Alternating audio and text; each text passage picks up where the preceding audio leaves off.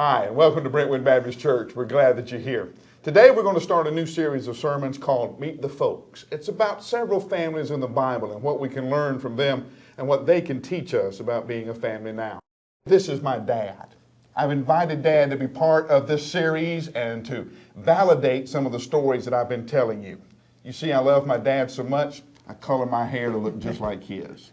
Dad, you grew up on the farm in Mississippi. And you grew up, as you say, poor. That's different than poor, but poor, right? Yes. How poor were you? Well, I tell you what, my britches were so ragged, when I run, they hummed. That's what poor folks were. That's right. Now, poor, you have plenty to eat and plenty to wear, and they starched and ironed. Yeah. We didn't have that. We had to scratch out a living the best way we could. Farming cotton, it's planting cotton and giving a deed of trust on everything you had in order to get enough fertilizer to go into your cotton, you know. So at the end of the year, when you ginned your cotton, you didn't have anything left to pay your debts. So it was just, I guess, can to cane, I guess, or from hand to mouth, you know. And so where were you when you decided that you weren't going to live that way all your life? I was plowing a mule. And it was hot, and I remember that to this very day. I remember I can go mark you the spot in the field that I stopped that mule, and I looked up, and I said, Lord, there got to be a better way. It fell to my dad to break that cycle. I never picked cotton. I never had to worry about school. I never had to worry about my education.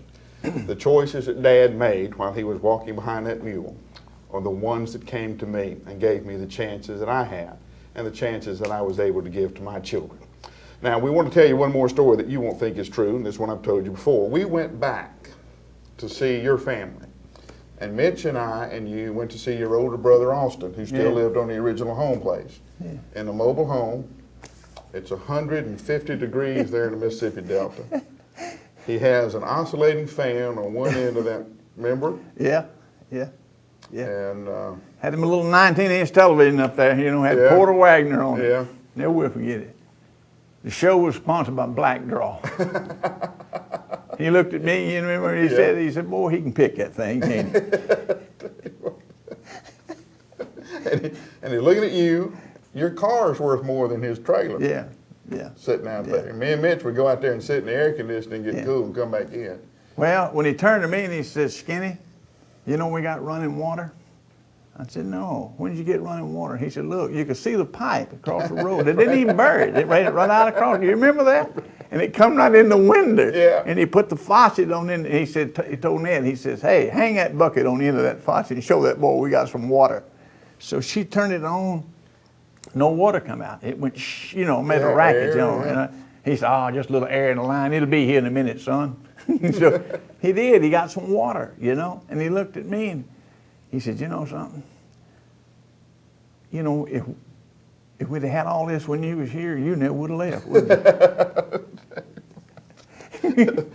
Today we're going to be talking about the families and the decisions they make and how those decisions impact the generations years and years down the line.